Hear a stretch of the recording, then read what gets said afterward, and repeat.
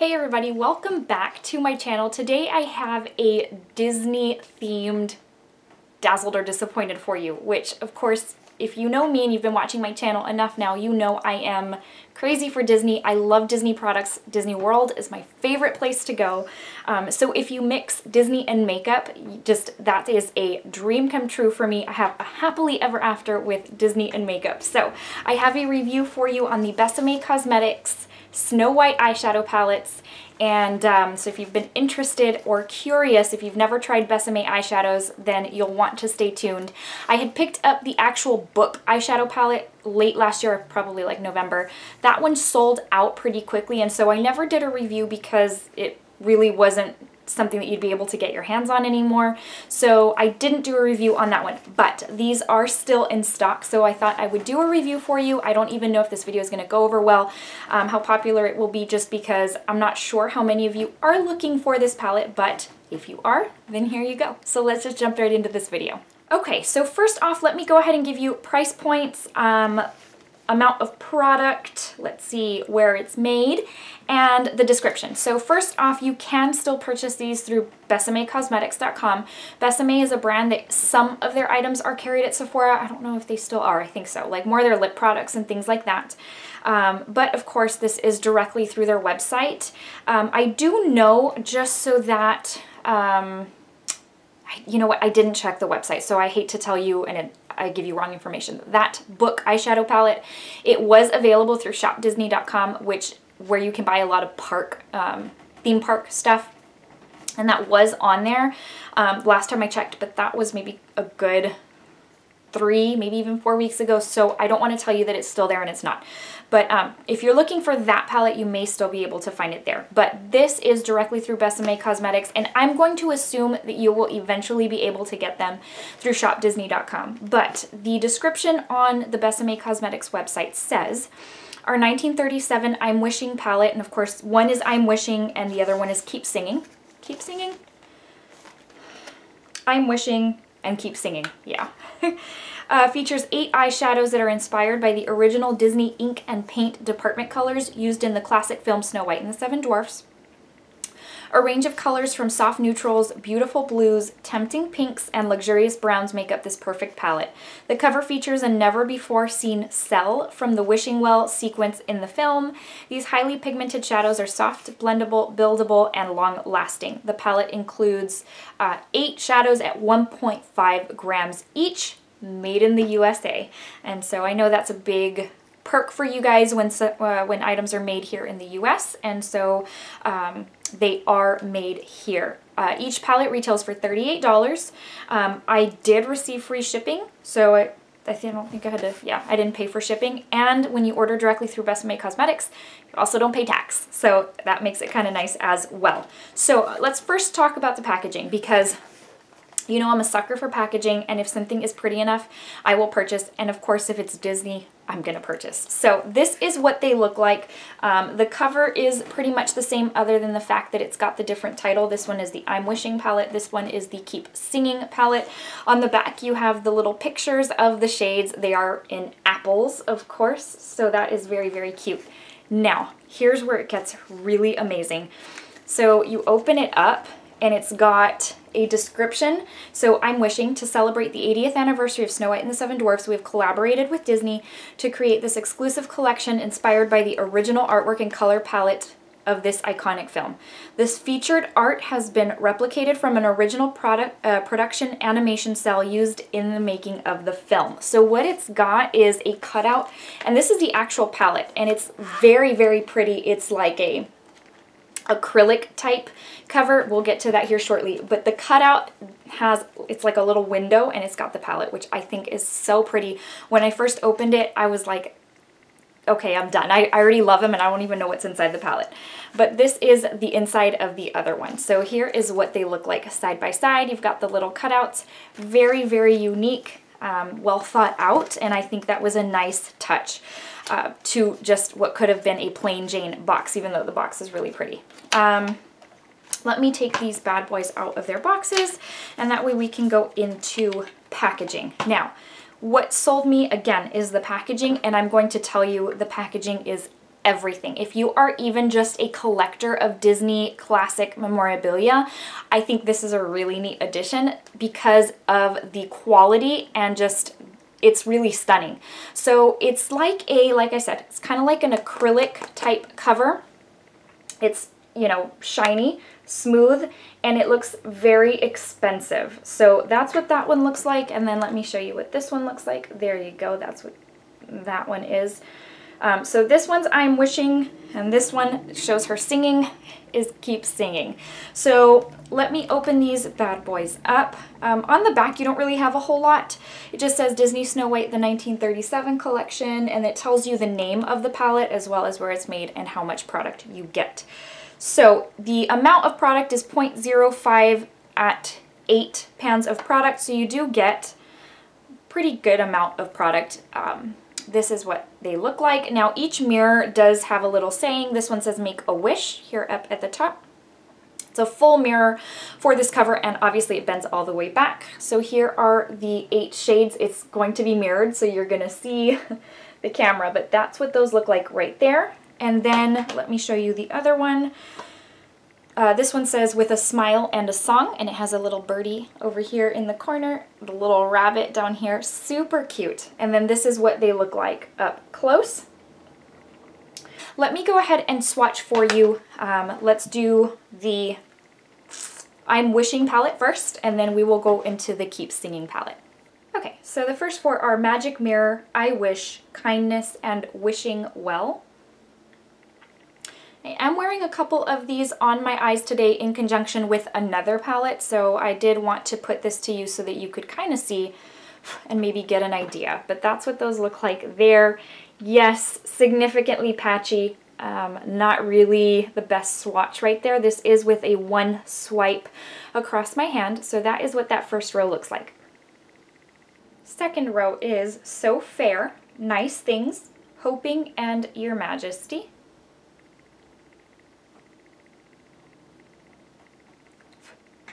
And they're very, very light, so I'm hoping you'll even be able to see them, especially this pink up here.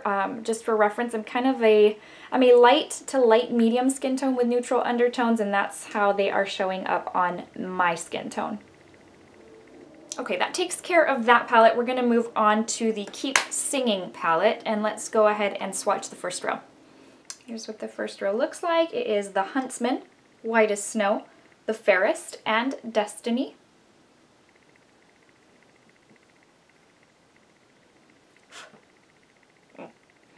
Got kind of chunky there.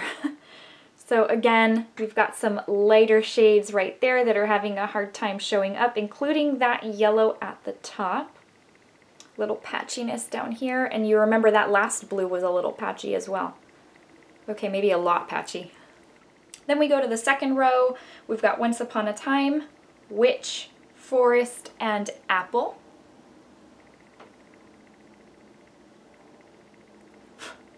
And that's what those look like right there. Now, I have told y'all in practically every single eyeshadow video, if there is something patchy, that the determining factor of the quality of an eyeshadow and how it's going to perform isn't necessarily the swatch. Now, the swatch is a good indicator, but once you put it to the test and actually apply it on your eyes, that's when you can really see if it's really not good. So I did use a few of them on my lid today just so that, you know, you could kind of see. And I've used, of course, they've had them for a while, so I've used them a few times, but I do have some thoughts for you. Let me wipe this off of my hand so that I don't get everything dirty. Now, let me first, I do want to zoom you in. There's not going to be a whole lot to see, but let me put this one back because that's not the one I used.